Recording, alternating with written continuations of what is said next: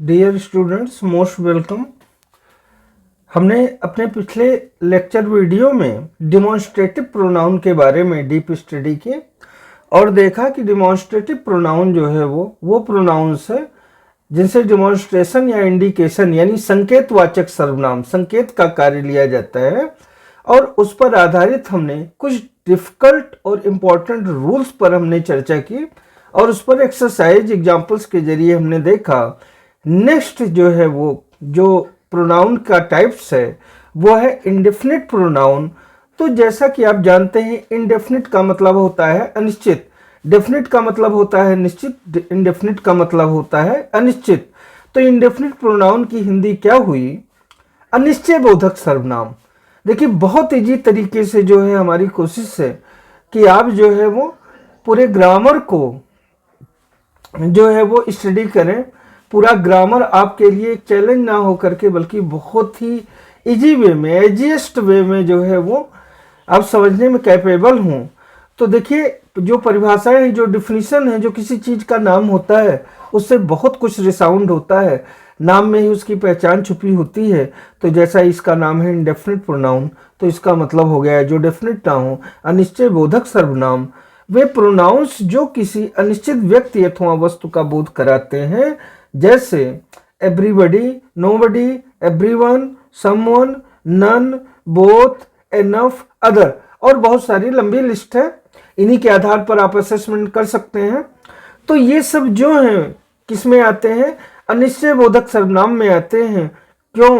क्योंकि अनिश्चितताएं बताते हैं, कुछ डेफिनेट इंफॉर्मेशन नहीं देते हैं उस प्रोनाउन के बारे में। जैसे one must be attentive to one's studies. तो इसका अर्थ होता है हर व्यक्ति को, वन का मतलब प्रत्येक व्यक्ति को अपने अध्ययन के बारे में अटेंटिव होना चाहिए, ध्यान देना चाहिए, बहुत गंभीरता से लेना चाहिए। तो यहाँ पर वन का मतलब सब, हर एक आदमी, प्रत्येक विद्यार्थी, हर कोई। तो यहाँ जो वन का मतलब है, वन और कुछ नहीं बताता है कि पर्टिकुलर वो आदमी, वो अगला आदमी, अमुक व्यक्ति, वो सबके बारे में बताता है और यही अनिश्चितता रहती है, इसीलिए इसको इंडेफिनिट प्रोनाउन बोलते हैं।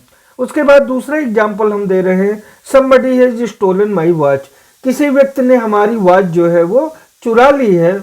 तो सेंटेंस का अर्थ हुआ कि किसी ने मेरी वॉच चुरा ली है। वॉच मीन्स घड़ी चुरा ली है। तो आप ये नहीं कह रहे कि कौन सा व्यक्ति है, उसका नाम क्या है, उसकी पहचान क्या है, किस व्यक्ति ने चुराई है। आपने कहा कि किसी ने मेरी घड़ी चुरा ली। और जनरली बोलचाल की भाषा में ऐसे सेंटेंस बहुत यूज करते हैं हम। तो पर्टिकुलर पर्सन, उसकी पहचान, उसका नाम ना लेकर के समबडी आप कह रहे हो, तो ये अनिश्चितता की बात हो गई, इंडेफिनिटी की बात हो गई। इसीलिए समबडी क्या है? इंडेफिनिट प्रोनाउन है। आगे हम देख रहे हैं कि इंडेफिनिट प्रोनाउन बेस्ड पहली जो इंपॉर्टेंट बात है, जो पहला रूल है, जो पहला पॉइंट है जिसको हमें we have always to mind कि everybody, somebody, anybody, nobody, everyone, someone, anyone, no one. यानी जो भी इंडेफिनिट प्रोनाउन है, इसके अलावा भी जो इंडेफिनिट प्रोनाउन है, हमने तो थोड़े से ही लिखे हैं, जो इंपॉर्टेंट है वही लिखे हैं, जो अक्सर यूज किए जाते हैं by sentence, by language, by literature books में, वही हमने लिखा है। लेकिन इसके अलावा एक लंबी लिस्ट है के लिए सिंगुलर प्रोनाउन यानी ही, हिज, हिम, हिमसेल्फ का प्रयोग होता है, ना कि प्लूरल प्रोनाउन का प्रयोग होता है। कैसे? Everyone has his own ideas on subject. तो कह रहे हैं कि विषय पर जो है वो हर आदमी का, कोई भी सब्जेक्ट हो, हर आदमी का अपना विचार होता है।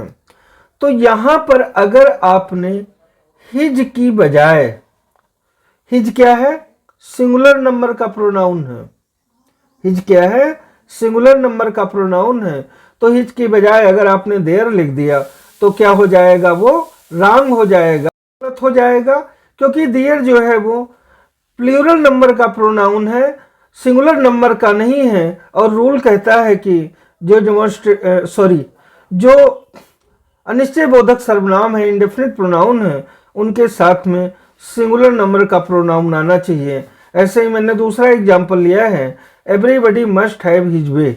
हर आदमी का अपना तरीका होता है। तो यहाँ हिज लगाया है आपने और ये सेंटेंस राइट है। अगर यहाँ पर देयर लगा देंगे तो गलत हो जाएगा। सेंटेंस ये बता रहा है कि हर व्यक्ति का अपना तरीका होता है। तो यहाँ पर आप सिंगुलर नंबर का प्रोनाउन ही यूज करेंगे, प्लूरल का बिल्कुल नहीं यूज करेंगे। इस बात का हमें विशेष ख्याल रखना है। पॉइंट जो हमें हमेशा माइंड करना है। अगला रूल है everybody, somebody, anybody, nobody, anyone, no one, everything, something, anything. बड़ी सीधी सी बात है कि और सारी इस लिस्ट में जो है वो इंडेफिनिट प्रोनाउंस हैं। इत्यादि के साथ सिंगुलर वर्ब का प्रयोग होता है, ना कि प्लूरल वर्ब का। यानी इनके साथ में सिंगुलर वर्ब आप लगाएंगे। यदि प्लूरल वर्ब आपने लगा दिया तो रॉन्ग हो जाएगा, इनकरेक्ट हो जाएगा। तो सिंगुलर नंबर का की वर्ब का ही प्रयोग करें, एक वचन की ही क्रिया का प्रयोग करेंगे इस बात का। और ये बहुत ही इजी रूल्स हैं और रूल्स भी आपको याद नहीं करने हैं, बल्कि सीधी सी प्रैक्टिस करेंगे। वैसे भी यहाँ हमसे मिस्टेक होती है तो कहीं ना कहीं हमें आउट फील होता है, हमें लगता है कि कुछ हम गलत राइट कर रहे हैं और अपने आप करेक्शन की गुंजाइश रहती है। आप थोड़ा सा कॉन्शियस होंगे, थोड़ा सा अटेंटिव होंगे, इन रूल्स को रटने की जरूरत नहीं है। थोड़ी सी प्रैक्टिस के बाद में ये जो है रूटीन में आ जाते हैं। मेंटली हम इनको एडजस्ट कर लेते हैं और कहीं बोलते या राइट करते हैं, लिखते हैं तो हमें खुद ही पता चलता है क्या करेक्ट है और क्या इनकरेक्ट है, सोचना नहीं पड़ता है। तो यहाँ पर देखिए एग्जाम्पल हमने लिया है, everyone likes to have his way. हर आदमी का अपना तरीका होता है। तो यहाँ पर आप लाइक्स यूज किए हैं, देख रहे हैं। अब जब किसी वर्ब में जैसे यस लगा देते हैं तो प्लूरल नंबर से सिंगुलर वर्ब नंबर में हो जाती है। ये सेंटेंस राइट है। अगर लाइक्स की बजाय आपने सिर्फ लाइक लिखा होता तो ये प्लूरल नंबर की वर्ब है, सेंटेंस गलत हो जाता है। ये अगला है नथिंग हैज बीन डन। तो हैज लगा है तो सेंटेंस राइट है, और यदि हैज के बजाय हैव लगा देती तो सेंटेंस गलत हो जाता, क्योंकि हैव जो है वो प्लूरल नंबर की वर्ब है। उसके बाद में everything has its own limit. तो यहाँ पर भी हैज गया है तो ये सेंटेंस राइट है। अगर हैज की बजाय हैव लगा दिया जाता तो सेंटेंस क्या हो जाता, रॉन्ग हो जाता। तो आप सिंगुलर वर्ब का प्रयोग करें, सिंगुलर प्रोनाउन का प्रयोग करें। इन दोनों रूल्स का, इन दोनों पॉइंट्स का विशेष ख्याल रखें। और बाकी कोई इसमें बहुत रॉकेट साइंस नहीं है, कोई बहुत इसको सीरियसली टेकअप करने की जरूरत नहीं है। हल्की सी प्रैक्टिस आपको जो है वो आपकी मंजिल तक पहुंचा देगी। एक बार फिर से लास्ट में इट्स माय हम्बल रिक्वेस्ट, ये लेक्चर वीडियो आपको पसंद आता है, आप संतुष्ट होते हैं तो प्लीज़ लाइक सब्सक्राइब ज़रूर करें और शेयर भी करें। Thanks to all of you.